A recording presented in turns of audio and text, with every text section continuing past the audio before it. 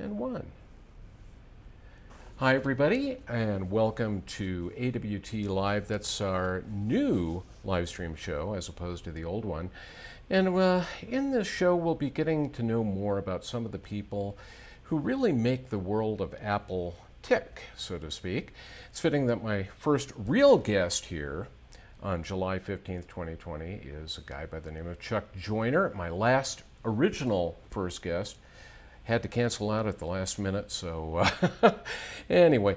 Now, Chuck, if you don't know him, you're going to get to know him pretty well in the next 30 minutes to an hour. I don't know how long this is going to take. But he's really the person who's defined audio and video podcasting for Apple fans. And that person, like I said, is Chuck Joyner. Start off by having Chuck introduce himself. Steve, thanks for having me.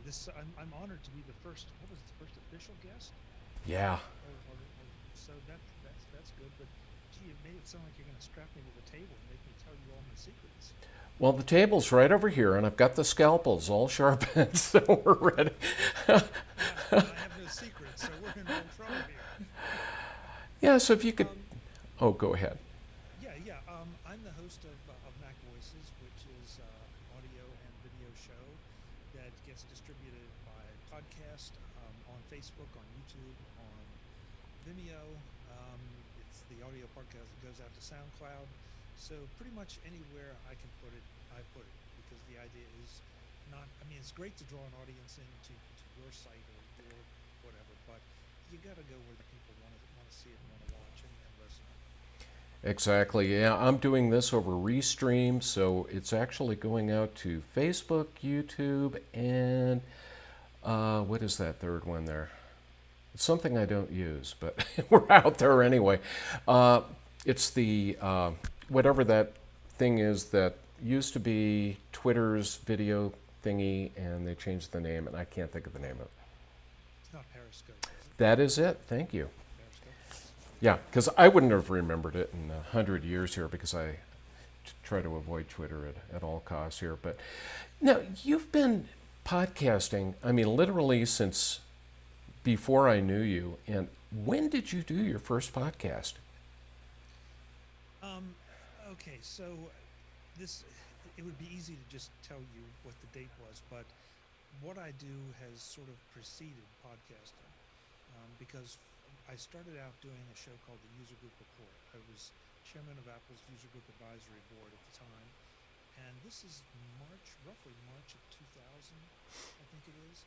And what I found was that there were so many great stories in the user group community that nobody was telling.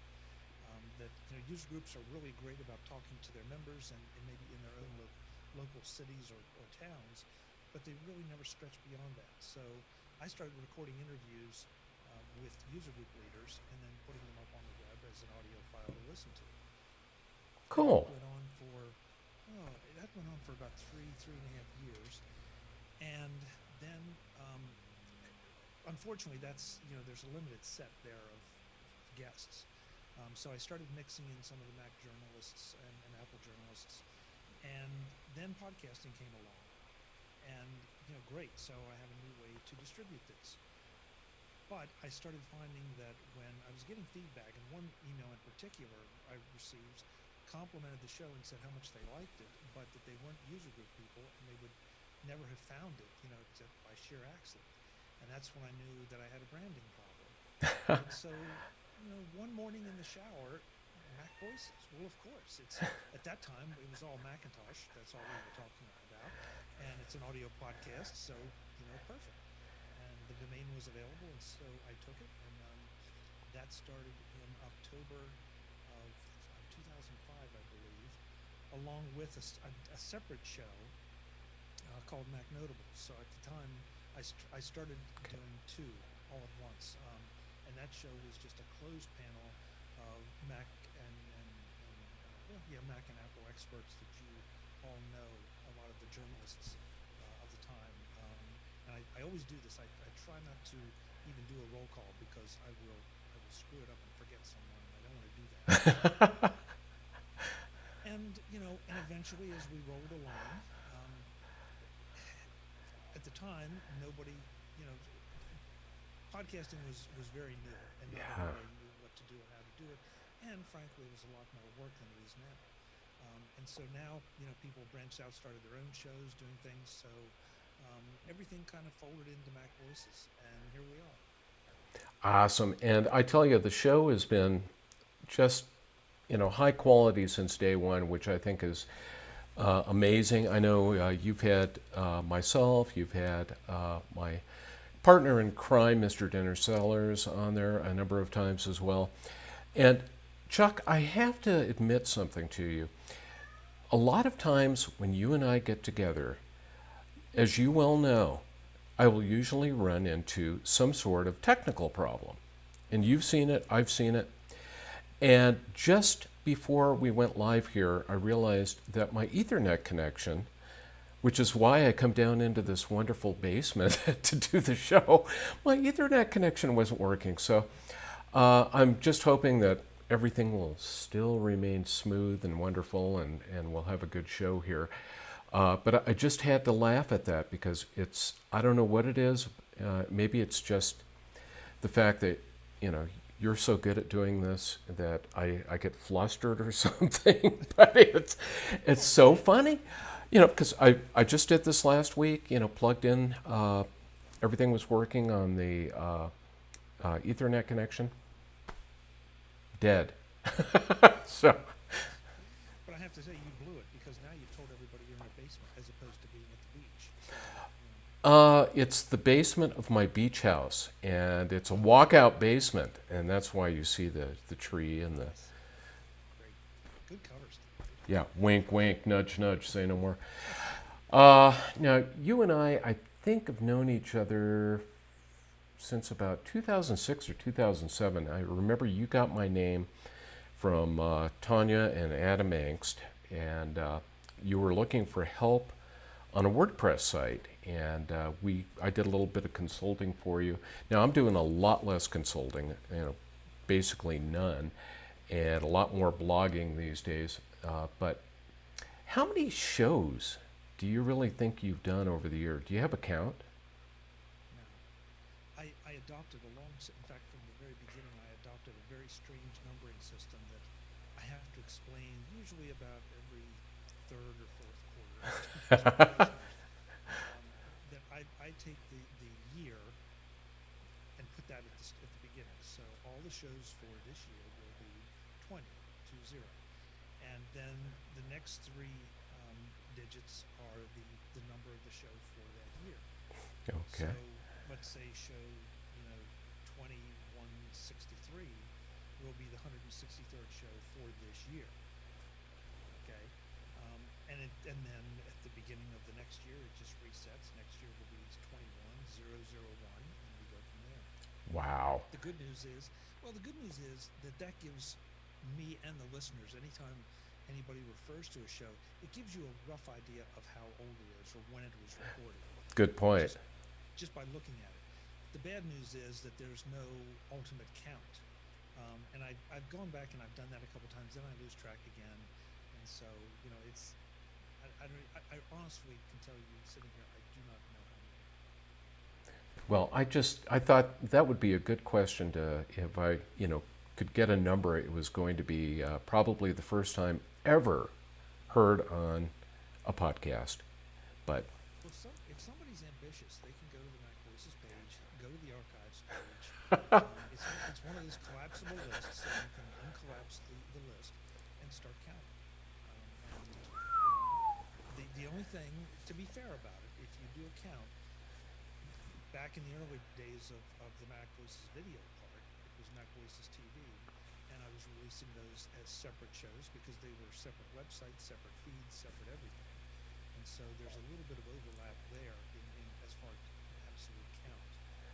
But you could still go through if you really cared. And one of these days I'll find some time because I would like to know, but I never seem to get around to it. oh, I know how that goes. It's like I'm trying to remember when it was. Probably about June 15th or somewhere around there. So about a month ago, I decided that we've had the existing Apple World Today site for about 5.5 years, and it's starting to look a little long in the tooth. So I decided it's time to go in and do a total redesign. And I'm one of those people, when I do a site, I tend to, start off with one idea, and then I hit another idea, and then I'll drop it for a little while I think about it, and then go back. It just gets ridiculous after a while. So, free time, none. Zip. You brought up the fact that you and I met through Adam and Tanya. I apologize. I don't remember what the title was, but you wrote a Take Control book, which is, I think, how we actually first met. And it may have been web publishing or something of that nature, because that's why I called you and said, I know nothing about this WordPress thing. In fact, I know nothing about any of the platforms, because we went through the examination of WordPress and Drupal and everything else. I'm delighted that we kind of picked a winner with WordPress, because it's the one that's arguably the most popular and well supported. But I mean, I knew nothing about it, so you really helped me get that presence, as opposed to the hand-coded websites I was doing. Well, and I swear, WordPress just keeps getting better, and the ecosystem around WordPress is phenomenal. We were going to ask you to, Dennis and I were going to ask you to do a show sometime back in June. We were working on a site. I'll have to tell you about this later off the air, because it's, shall we say, proprietary information. But I was amazed while I was building this site just how many tools are available. You can pretty much do anything with WordPress, and I think it's a absolutely terrific framework for putting together websites. Wonderful stuff, and that's what the new site will be based on. Currently, we're running off of Squarespace, and although they probably have terabytes of images and videos and things like that that are stored out there, and they're not charging me all that much to do it, I just feel like it's time to do a change. So that'll be fun. But enough about that. Yeah, you bring up a really interesting thing, Steve, because you're right. That Squarespace, I mean, I have a Squarespace site too, for the Mac Voices blog. And Mac Voices is built on WordPress. That site is built on WordPress. There are advantages and disadvantages to everything here. It just depends Yeah. on what you want, and to some degree, how willing you are to kind of get your hands dirty a little bit. So I advocate, I tell anyone, by all means, please go look at both. Yeah. Because they both do a great job. It's just different. Steak and shrimp. Yeah, and it was so funny when we were putting Apple World Today together back in, let's see, that would have been late 2014, early 2015, when we started getting word that AOL was probably going to get rid of the unofficial Apple website. I started down the path of looking, of course, at a WordPress site. And at the time, I was happy with WordPress, loved WordPress, but I ran into the issue that I think so many people do, and that's when they start looking at themes. And I just ran into theme lock. I couldn't make a decision on what to do, and we were getting closer and closer to the, alleged end date. And finally, I just had to make a decision. I said, that's it. I'm going with Squarespace because I know that I will have this theme. I can make choices as to really what I want to do typographically. And, it's worked really well. I don't think we've had any downtime in 5 years, over 5 years. And that's really just says a lot about how wonderful a platform Squarespace really is. And I'm not doing this as an advertisement, but they have been good. No, I agree.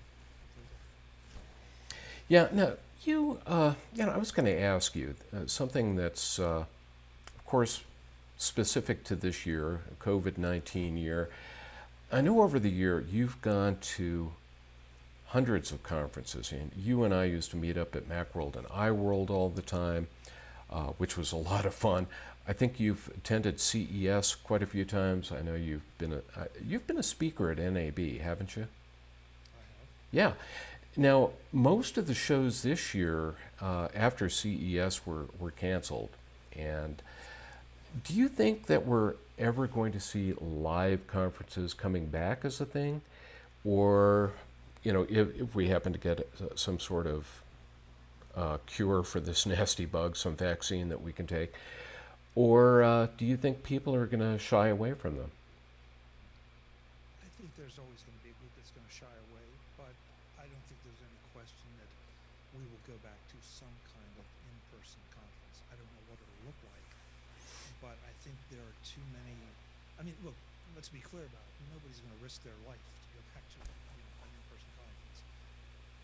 But I think there will, sooner or later, be an acceptable level of risk. And, with the proper mitigation tools, you'll be able to go with relative safety. And the benefits of the in-person, I mean, as much as I enjoy virtual, I mean, that's a lot of what we do, Yeah. by the very nature of this. Um, there's still nothing like meeting people in person, if for no other reason than just those chance encounters that Yeah. you're on the show floor, you walk by something and say, wow, that looks interesting. And you end up stopping and you find that it's a great product or a great interview or whatever. I mean, CES was the last thing I did before the lockdown came. And I can think of at least 2 or 3 interviews that, I mean, I remember reading their press releases and, no, not intending to disparage anyone, but they were boring. And I would never, they weren't on my radar. And then I walked by the booths and was blown away. And then you talk to somebody and it gets even better.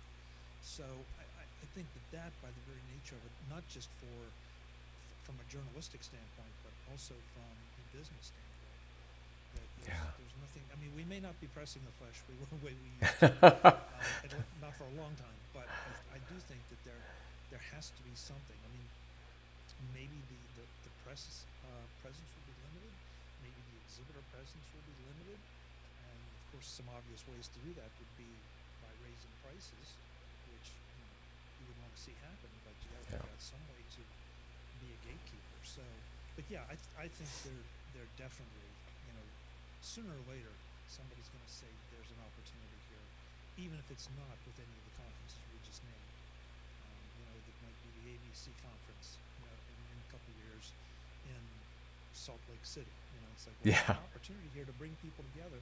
Let's take a shot at it. One thing that really surprises me, and I remember asking Paul Kent about this when Macworld Expo, Macworld iWorld shut down, was, was there any thought put into doing something as a virtual conference?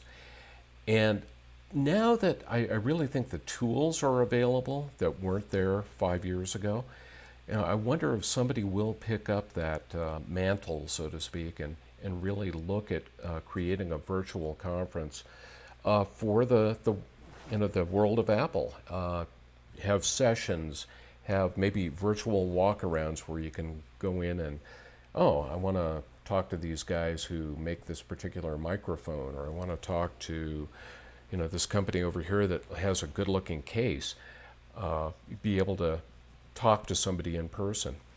And it seems like, the time has come for that, but I just don't know if anybody really has, excuse me, thought about possibly doing a virtual Macworld iWorld. And I'm sure they'd have to buy that name. Yeah, a couple things on that. First of all, it's funny you would bring it up because Mike Potter had to cancel the in-person Macstock this year, Yeah. but he is doing a virtual Macstock at the end of this month. And folks, Hmm. if you're interested in Macstock, conferenceandexpo.com, where he's going to be doing exactly that. Trying Nice. for the first time to take some of his format and translate it into a virtual conference that everybody can attend. Of course, there are always the inevitable challenges. That do you do it live with all the possibility of failures that has, or do you record the sessions, or do you mix them up? So I've talked to Mike quite a bit about it. I think that he's going to make an amazing take an amazing first shot at it, um, and start out, relatively small compared to what we were talking about. Yeah.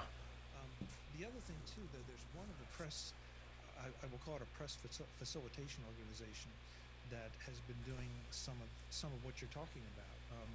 They will bring together 3, 4, 5 vendors for the press, let them run through their presentations on Zoom, actually, and then do breakout rooms individually, so that you can go and chat with the individuals that you're interested in.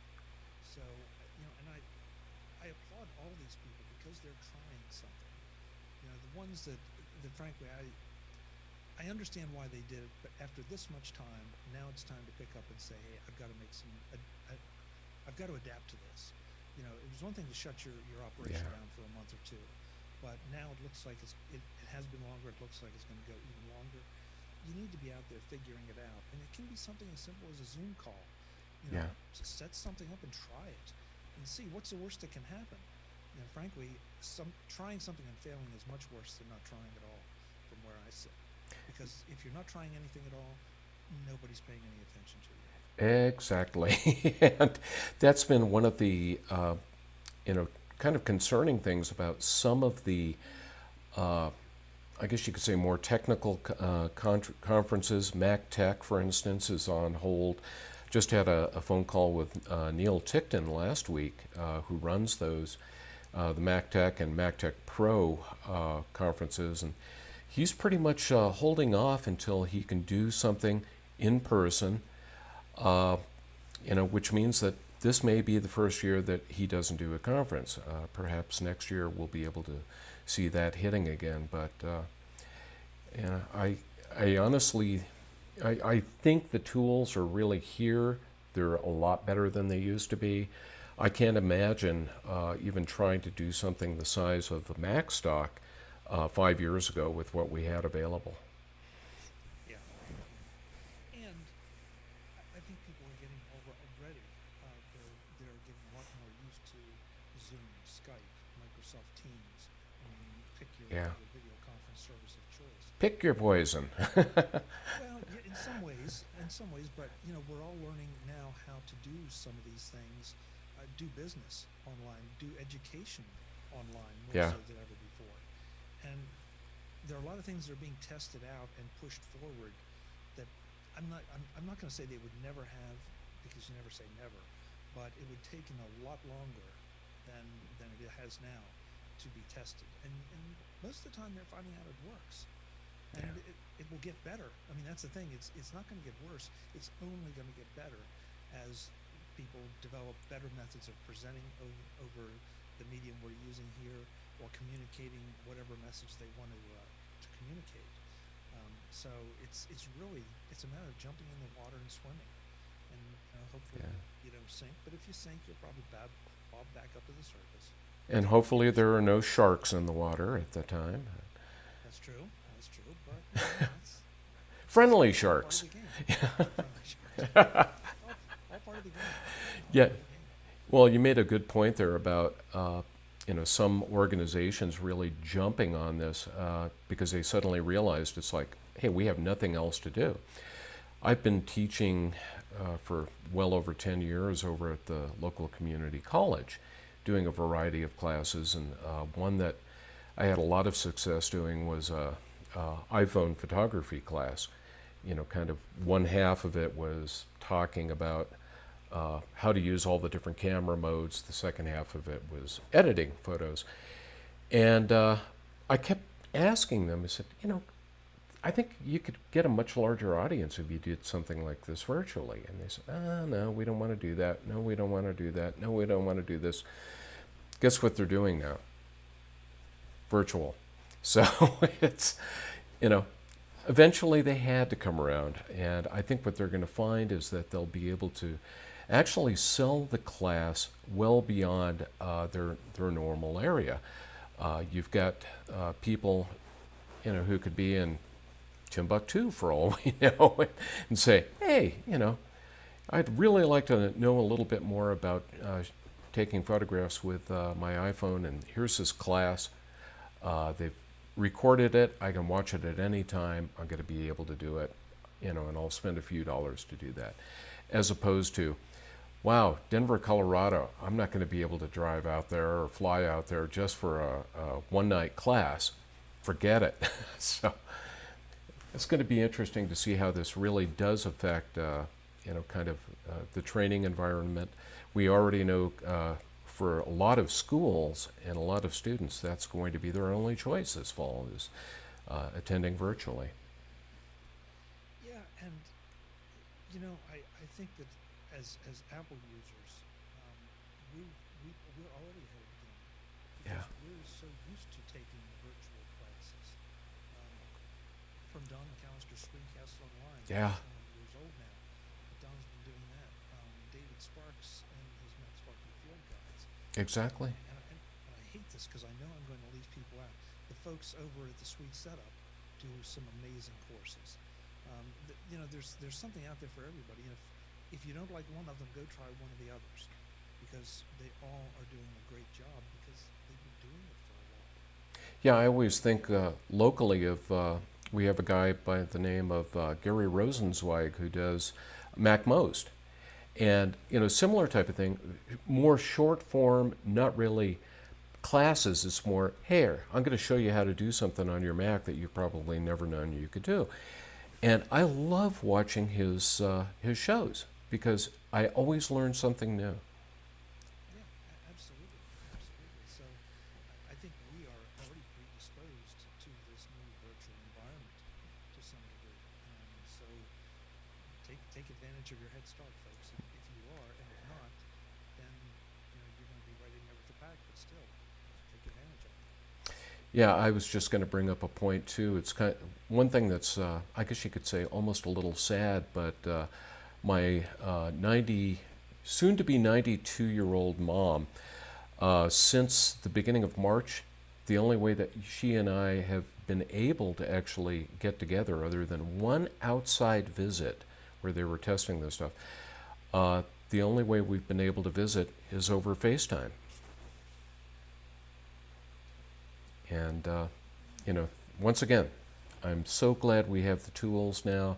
If this had been 20 years ago, how would you be able to do these virtual meetups with people that, you just can't do? No, you didn't have that option.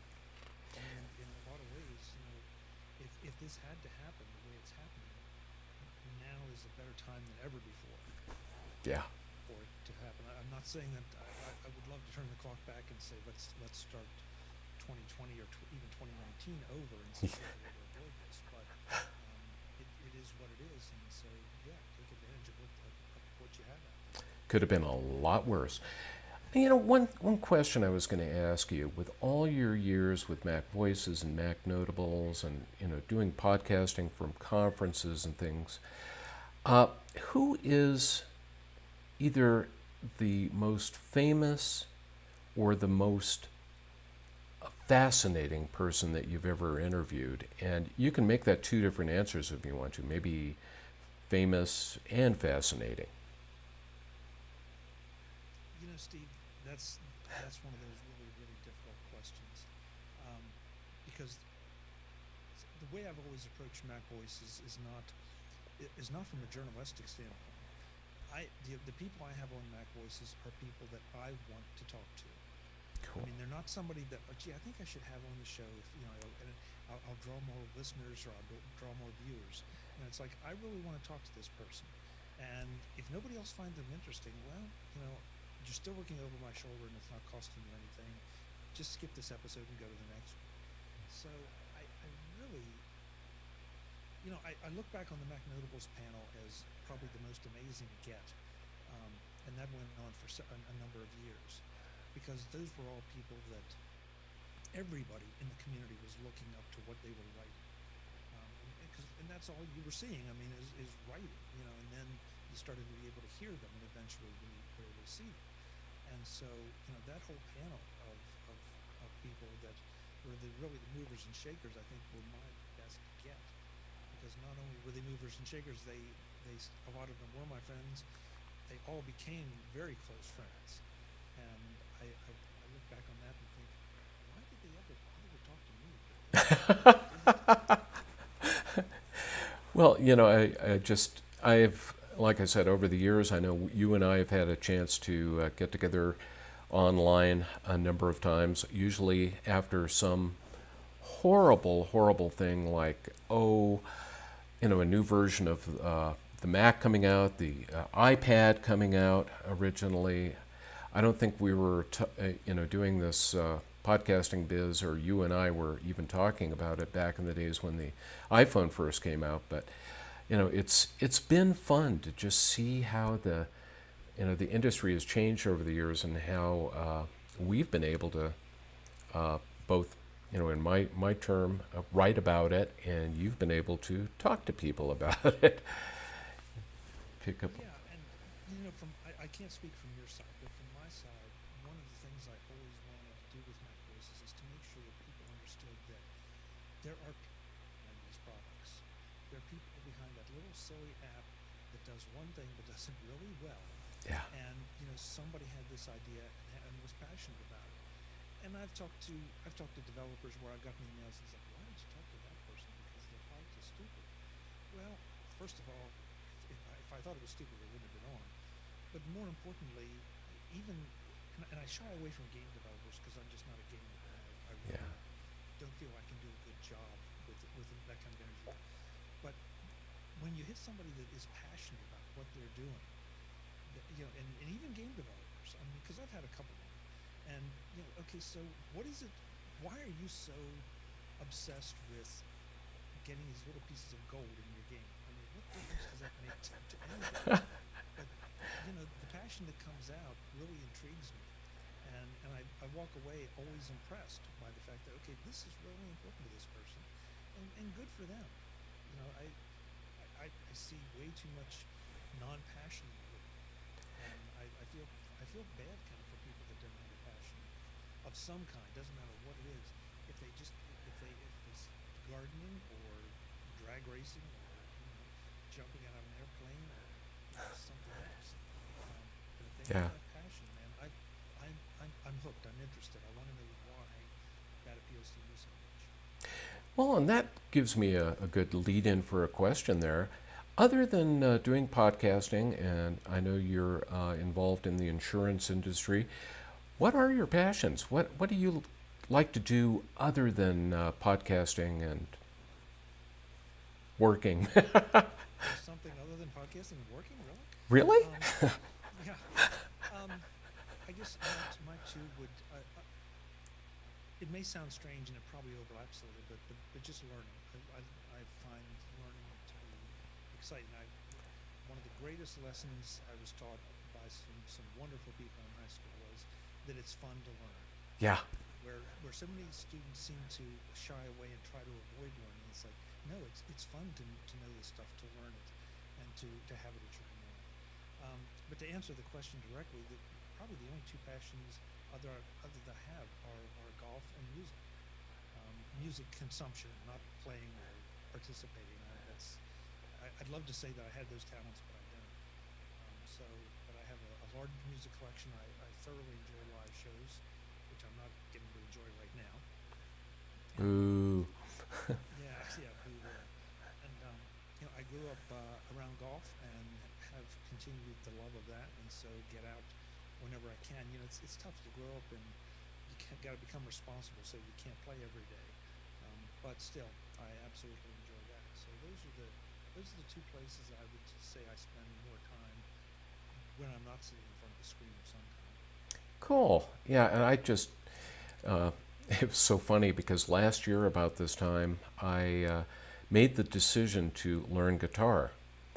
And I was very, very religious about doing the lessons for, I don't know, probably about 6 months.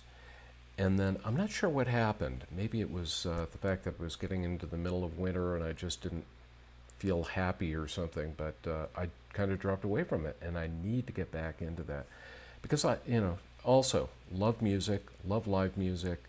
Would love to be able to actually pick up a guitar and play, like Pete Townsend would say, but you know, it'll be interesting to see what happens there. But that's cool hearing that. I know I've always seen. Uh, you a lot of times on social media, you'll put out pictures of a concert that you're at, and you look like you just have a great time doing that. Yeah, and again, I think it stems back to that passion thing. I mean, if I go to see a band, I expect the passion to be there, which it 99.9% of the time is, and so I'm sucked into that version of it. Um, but Steve, I consider myself probably the luckiest guy in the world because I enjoy what I do for a living. I enjoy what I do not for a living, and I enjoy everything around it. So, I don't know how I got to this point, but boy, I'm lucky. Yeah, I and love it every single day. yeah, if you don't like what you're doing in life, it's a sad, sad thing. I feel the same way. I love what I do. I hope that I'm good at it, and it's just one of those things. If you're sad all the time, that's a bad thing. It, go make a change. I mean, Yeah, I've gone through that, and I'm sure you have too, where yeah, I was in a job and the job deteriorated, and I got to the point that I left, and I didn't realize how much damage had been done to me until I got away. yeah, And then it's like I will never let that happen again because I was not sad. That's not and not depressed. Nothing clinical, but just an erosion of your attitude, and you don't realize it until you get away, and then think, man, why did I? I'd have been better flipping burgers somewhere. at least you'd be happy doing it. Exactly. So it was a great life lesson to just step away and go and find something that makes you happy. And again, I don't care what it is, but find something that makes you happy and focus on it. Yeah, I got to admit, one of your other comments that you made really hit home, and that was the bit about learning something new all the time. That's one of the reasons I really wanted to learn guitar. And my wife and I, you remember Barb, having met her a couple of times, and we were on your Star Trek podcast. She and I have been volunteering. We go to a mega church, local mega church, and they have a wonderful, just probably one of the best video production teams I've ever seen. And of course, with COVID issues, they've been doing a lot of live streaming. They're finally able to get people back into services, but it's a limited number of people. You have to be 6 feet apart, you have to wear a mask, all the rest of the fun stuff. So they've really upped their live streaming game. They're now doing 6 services a week, I think it is, on Saturday through Thursday. So that's a lot of live streaming going on. They needed cameramen, so Barb and I volunteered. Guess what we're playing with? Brand new Sony 4K, ultra high definition HDR cameras with these huge Fujinon zoom lenses on them. Just wonderful equipment. And being able to really build up the skill in that is something that I'm just enjoying the heck out of, and I know Barb is too. It's great being in a live production world where other people are really running the show. And okay, coming up on camera 2, camera 1. Okay, we're going to fade over to camera 3. Love it. It's very cool being part of that team. And it gives you. I mean, I've said this about producing video for Mac Voices, but whenever you get involved in this kind of project, suddenly you look at every other project in that category completely differently. Yeah. Because now, you're like, okay, so how did they decide to go from camera 1 to camera 3? Why did the guy that's calling the shots decide that's a better angle, or that's focus on this? Yeah, I mean, and again, it might not be your thing, but I'm like you. I would think that would be fascinating. I've been involved in a couple live production situations, and yeah, it's you learn so much so quick because you have to, or you're not going to be part of it very long. Yeah. Well, and one thing I think I just absolutely have noticed in the short time that we've been doing this work is that I tend to watch TV now and I go, oh, I know how they did that shot. Whereas before I would, I'd just go, wow, that was kind of an interesting technique or something that they did there. But between that and, one of my other passions right now is flying drones. I am really fortunate. I happen to be one of the few people who's got one of the new Skydio 2 drones. They are incredible. It pretty much flies itself. It avoids everything, and they're made in the USA. So, what more can I say? But being able to watch a show like Bosch and say drone shot, and I love the way that they've set this up, and I know how they've done that. It's fun. I love learning, and I will always be learning. I love it. I'm going to ask you some. These are kind of general questions I love to ask people when they're on the show, and since you're the first person on this show, really, this is going to be interesting to find out. Now, you've been around Macs for quite a few years, and what was your first Mac, and what year did you get that? Oh boy, I am terrible with years, Steve. I can't help you with that one, but I can tell you my first Mac was a Mac SE. Okay. But I obviously had Apple IIs, the Apple II line long before that. Wow. I was doing a lot of things with that.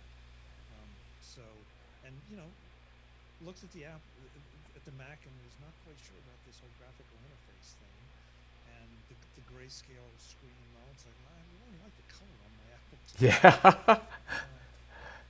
But yeah, the SE was my first Mac, and again, I don't want to be overly dramatic because it's like hindsight, but it took a little while to get over. But once you kind of figured it out, it's like, wow, this is amazingly powerful and so much easier than what we were using in the Apple II world, and certainly so much more responsive. So, of all the Macs that you've probably had since that Mac SE, which one do you think was your favorite, or is your favorite? Perhaps you've got one right now that you just love.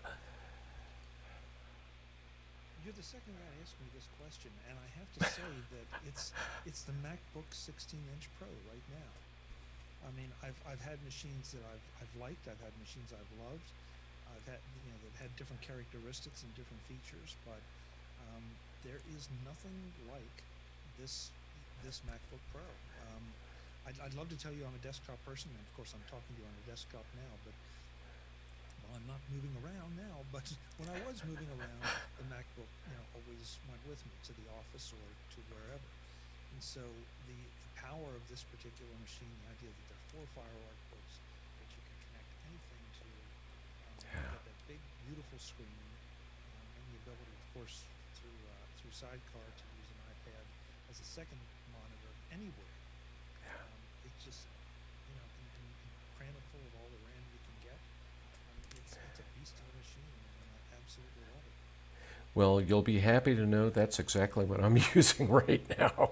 And I got to agree with you. It is probably one of the best Macs I've ever owned. My favorite, though, of all time, and I don't know why, other than I used it for years and years and years running a bulletin board system, was a Mac 2 CX, and it was also my first color Mac. That was my favorite, but in terms of what I love right now, this machine is incredible. Yeah, I mean, let's be honest. It's an expensive machine, especially if you trick it out the whole way up. But it's one that should last you for a long time, and it lets me do what I want to do. It lets me do more, better, faster. There's just that's why I'm in this game, is to keep learning how to do that. Yeah, you didn't hear the story about, well, maybe you read about it because I posted both on MacSales.com's blog, The Rocket Yard, and also on Apple World today. But not that long after I got my MacBook Pro, I spilled a glass of water on it. And it was one of those things where I was reaching over to grab something, spilled the glass of water, immediately got it up, but the damage was done. It went in to the bottom of the bezel, or the bottom bezel of the screen, and started going up through the bottom of the screen, in the different layers there. And it was a sad, sad thing. So I sent it off to Apple, and I was just devastated because love this machine, and I'd had it a month, and I have to hand it to Apple. Maybe they looked at my history of all the different Apple devices I've owned over the years. They did not charge me to get an all-new screen and new motherboard on that MacBook. And it was covered with Apple Care Pro, but I was just totally shocked. And it was like I was expecting, hey, we're going to charge you parts, we're going to charge you whatever. Not a dime. So yay, Apple. Definitely. And I've since learned my lesson. I now have a water bottle with a closing lid on it. It took me this long to learn, but Yeah, but sometimes, if you're hard-headed, that's it goes. Over the years, I know you've had iPhones, you've had iPads, you've had Macs, you've had Apple IIs. Were there any Apple products that you had and you said, this just doesn't seem to be doing the trick? You didn't like it, you had issues with it, that type of thing. Just curious. Yeah, there's one that I guess jumps out, and that would be the Newton. I had an Apple Newton, and the handwriting thing just didn't work well. And honestly, I think it's probably more my handwriting than yours.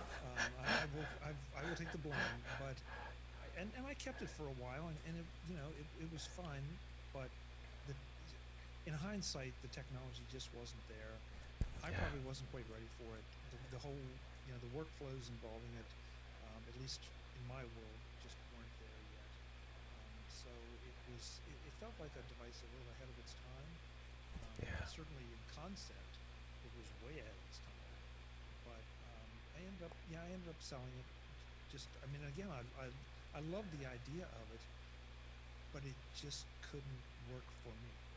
Yeah, and I was a big fan of that product, but I have to agree with you. It's something that it didn't work for you. You had to work for it. Your handwriting had to be pretty precise. You couldn't stop halfway through a word and think, how do I spell this again? There were a couple other things that just bothered me about it. And by the time they finally got rid of it in 1998, the MessagePad 2100, the last generation, was actually pretty good. It had enough power that it could kind of keep up with handwriting recognition. But I have to agree with you 100%. It just was way too far ahead of its time. However, you realize that was the first ARM-based product from Apple? Wow, not until you said it. It just occurred to me, too. I just kind of went, I'll be damned. Huh. And when you think of, the direction of the Mac now in the future, and, kind of very interesting. Well, you think about, as you say, some of the little animations and different things that they've made their way, some to Mac OS, some definitely into iOS. Yeah. It was not a failed product by any means. I think the worst thing, and we just said, was it was a little bit ahead of its time. The vision was there, the hardware and the software just wasn't up to it just yet. Well, and I think the idea back at that time was, we're able to do these things with a mouse pointer, a mouse and, a little pointer moving around on the screen. Wouldn't it be cool if we could use a pen? And, there were so many magazines back then. Pen Computing was a big one. And, they had these breathless articles about how that was really the future of computers. And then Steve Jobs, in his infinite wisdom, realized that no, you got a really good pen. In fact, you've got 10 of them, and this is a perfect pointer. Uh, of course, now we have the Apple Pencil, but we won't go down that path. Well, I don't know going down that path because I think too many purists say well Steve said, and and he made fun of the stylus, and so therefore we should never have it. And the stylus is just a lot more precise tool. It is. And I am not. Not only am I not a musician, I'm definitely not an artist either. So I don't own an Apple Pencil because I just haven't seen the need for it because my finger works just fine. Um, I will get around to it eventually and play with it, and yet someone like Jeff Gamba, I know, just will enthuse over his Apple Pencil all day long because he is an artist, he is a graphic person, and so he can do things with that I will never be able to do. And so I think it's right back to that mantra of the right tool for the right job. Yeah. And so I would not, if you were going to try to recreate the Mona Lisa, even Jeff probably wouldn't try to do it with his finger, but give him a pencil, I'll put my money on it. Yeah, and he'll get it. If he can get that smile down, I think we're really there. Yeah. Let's talk about invoking the purists in their wrath. Yeah, absolutely. You're hearing, or we've heard a lot over the last couple of years, possibly Apple looking at either a car or the electronics for other manufacturers' vehicles. We've heard about maybe some sort of Apple glasses of some sort. If there was an Apple or a single product or product line that Apple could make that you would, what would you like to see them do, if anything? Wow. The one thing about Apple, I mean, I'd almost like to see them apply themselves to just about any industry where the experience is terrible, because Yeah. they do such a great job of streamlining and there's so much talk about design, but I think that workflow gets short shrift in some of those discussions. Yeah. Because Apple has a way of making things make sense. The Apple TV interface may not be the greatest interface in the world. It's definitely evolving. But then I look at some other video player interfaces, and it's like, oh my God. It isn't as bad as I thought it was. Exactly. And you go to some of the other tablet interfaces, and yes, I know I'm already used to the iPad interface, but you just think, why did they make it this complicated and terrible? So, from that standpoint, I think anything that Apple looked at could, with their philosophy, they could improve. The car thing, I think that has so much potential, but I think the thing I really am anxious to see what they do with is AR. Yeah. I mean, VR is great, and I'm sure there'll be a place for it. But AR, I think there's this opportunity to put even more useful information literally right in front of my eyes, or maybe in my ears, or Yeah. both. So I think that's the one that I'm at least theoretically most excited about. And if you ask me what I want it to look like, I mean physically or the interface or anything, I really don't know. Yeah. But then again, I didn't really realize that I wanted HomeKit to be able to walk in and turn on lights or adjust temperatures or Yeah. whatever. So the old Steve Jobs thing of they don't know what it is that they want until we tell them what they want. Yeah. There's a lot of truth to that. So I would have to say the AR glasses or AR thing, whatever it's going to be, would be the next thing I want to see them tackle. Yeah, I would love to see them be able to actually do prescription glasses, because I've worn glasses for years. And, it'd be nice to go to my optometrist and say, by the way, I want this prescription, but I want Apple glasses version 2.0, whatever it happens to be. and have them say, sure, no problem, we can do that. That would be really, really cool. The biggest issue, I notice you're wearing your AirPods, and I loved the AirPods until I had to get hearing aids, and now I have to wear these doggone things again. But I would love so much if Apple would come out with hearing aids. I really do. They've done such an amazing job with AirPods, AirPods Pro. I would love to see them go one step further and do that. And that's probably not out of the realm of possibility, given their focus on health devices. Yeah. And improving people's lives in that way. So who knows? Maybe that's something we'll see, or at the very least, a significant partnership Yeah. with someone to build AirPod technology into hearing aids. Well, and the other thing about it is you take a look, and I've brought this up on previous iterations of this show, year and a half ago or somewhere around there. But one of the big, horrible secrets out there is how expensive hearing aids are.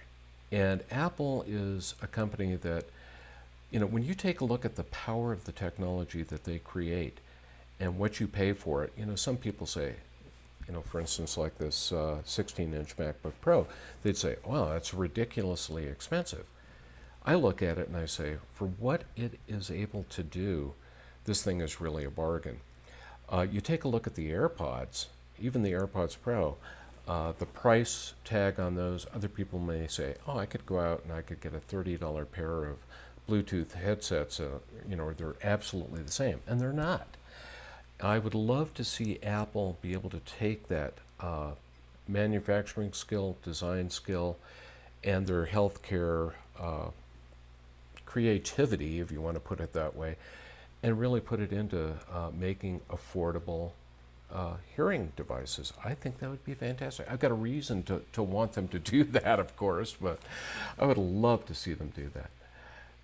And it's refreshing to hear somebody, Steve, that looks at some of these things not as, gee, well, somebody over here has built a cheaper one, but that really appreciates the quality and the thought that goes into Yeah. it, and the design and the engineering expertise that produces these things. Yeah. How many? I know you've done it, because I do it too all the time. I hear people say, we use Macs. We use Macs at home. We use Macs at the office. In some instances, it feels like they almost have to apologize for it. And I think some of you people should be apologizing for using the other platform. And subjecting people to it, because has it gotten better? Absolutely. Yeah. It is light years better than it used to be, but it still suffers from some of the same old problems. Exactly. And Apple, the experience. I remember talking to one friend who I did not know. This is years ago. That she was looking at getting a laptop for their family, and I said, "Got to be a MacBook, just no question about it." He said, "Well, yeah, but this Windows over here, my husband says it." Well, trust me, go get the MacBook. Somehow she talked him into it, and now they have, all these years later, they've done nothing but Apple products, except for what his office gave him, simply because they work. They don't require maintenance. They don't have problems with them. And that's, yes, I know that there are, as it gets more technical, there can be more issues, but for the most part, darn, these things are usable and they hold up. Well, and I always look to the example, and I've brought this up before, but back in the days when I worked for IBM, which was 1995 to 2004, you mentioned Apple and people would laugh. It was this joke. One of the first things they made me do when I was working for them was work on a project where we converted all the Mac users at this company. It was about 1,300, I think, altogether. But we had to convert those people over to Windows 95. This was just after it came out. And I remember thinking, it's like, well, Windows is better than DOS, I've got to admit. Windows 95 was better than Windows 3.1, but in comparison to the Mac, it was a horrible thing. Well, fast forward 20 years, and which company, which major multinational company has more Macs than any other device in their business? It's IBM. And I always found that to be interesting, and the fact that they got into this major business partnership. I guess I should have stuck around for a while. But yeah, you never know. They could still be Windows fans. At least they didn't force us to use OS2. Thank God. Well, Yeah. no, you're right. And look, I know that there are going to be people that see this and say, yeah, well, you two are both, Apple zealots from the old days. Yes, we are. And yeah, okay, maybe we are. But I think that if you step back and look at the objective evidence that is out there, and it's constant. I mean, the school districts that decided, okay, we're going to get rid of the Macs and go PC, and had to double and triple or more their support budget and Yeah. support staff. And you hear those stories all the time, and they're not just somebody said, they're. I've had people on the show that have talked about this, and I know you've talked to people through your contacts who are the first party experiencers of these things, and they say there's just no question about it, and yet somehow so much of the rest of the world seems satisfied with the mediocrity of some of the other platforms. Yeah. Okay, I'm just don't come over here and mess with my Mac. Yeah. Don't touch my Mac. I won't touch your Windows machine, or your even worse, your Chromebook. I'm not going to go down that path. Yeah, let's not. That's another whole hour discussion. Yeah, and we can do that at someday in the future.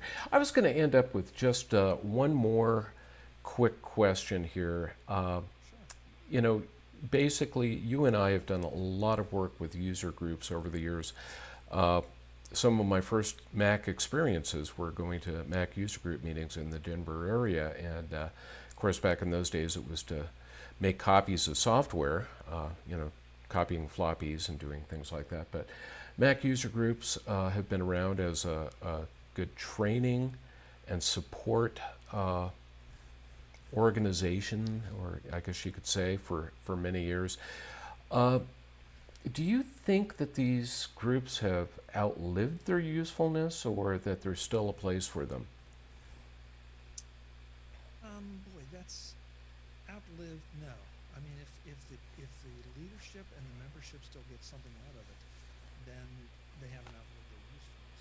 Yeah. They're not going to be nearly as ubiquitous as they once were, just because the information dissemination has completely changed with the internet, and even more so with iPhones and iPads and portable Macs. I mean, you go to a user group meeting, it used to be a big deal for somebody, whether it was the leader of the group or somebody else in the group, pack up their equipment, bring it in, set it up, and Yeah. get ready to do the presentation. And now, you and I can probably walk into just about any office in the country and do a presentation in about a minute and a half. Yeah. So, I think that just the dynamics of that have changed it.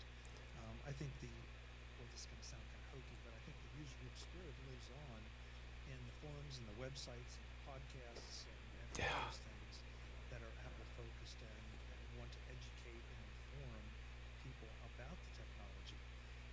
But the groups themselves, there's not as much of a need for them. And right now, I mean, it's interesting. You're watching some user groups; they just put themselves on hold. Yeah. And I'm hoping they will come back. I have to wonder. Other groups have adopted virtual meetings like Zoom or WebEx or whatever, and they're still delivering information to their membership.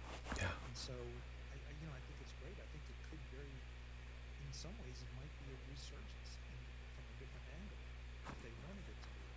It's just a question of do they want to, or are the people able to get what they need other places? And if they are, great.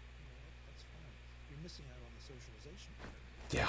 But again, right now we all are kind of missing out on this. Hey, my cats are perfectly happy that I'm home all the time. So, I thought I heard something in the background. Yeah. Yeah, you did. That was Mary. She was walking around here.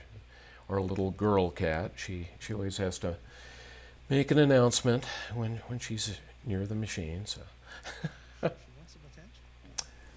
and she deserves it totally. Absolutely, deserves anything she can get from us there.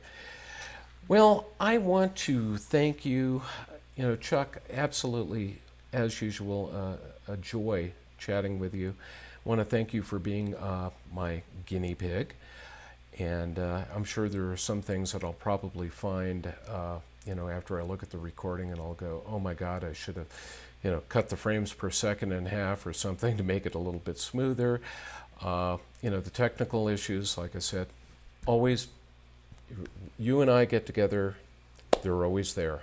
I love it. Well, hey, that's just one of our superpowers, Steve. Yeah. Thank you for having me. This is always a lot of fun, and it's a little weird sometimes to be on the other side of the microphone, but I appreciate the opportunity. Well, it's kind of funny because, we were supposed to do our first show, I think it was July 5th. You had scheduled for July 15th, and now I have another person, somebody who will be on tomorrow afternoon. So it's going to be kind of a back-to-back streaming sessions for me. My guest tomorrow will be Jim Ray from Panorama, or ProView Development Panorama, and talk about somebody who's been around the world of Apple for way too many years. That would be Jim. Yeah, Jim's a good guy.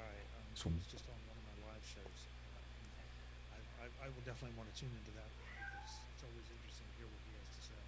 yeah, Jim, well, I'm especially going to be looking, I'm losing my voice now, especially looking forward to asking him questions about the direction that the Mac is going, especially with Apple Silicon. It'll be fascinating to see what he has to say about that. So, but thank you again for a fun hour and 7 minutes. I can't believe we talked that long, but it's been great chatting with you. Thanks, Steve. Thanks for having me. Okay, everybody, we will see you soon on another AWT Live. Have a great day and take it easy there, Mr. Chuck. You too.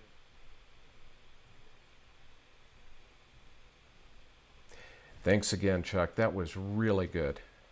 Hey, my pleasure, Steve. That was fun. That was fun. You got some tough questions in there. But it's fun to try to address them, on the spot. Um, but yeah, it is. Every time I'm interviewed by somebody, it's always weird to be on this side of the mic because now I'm the one that has to come up with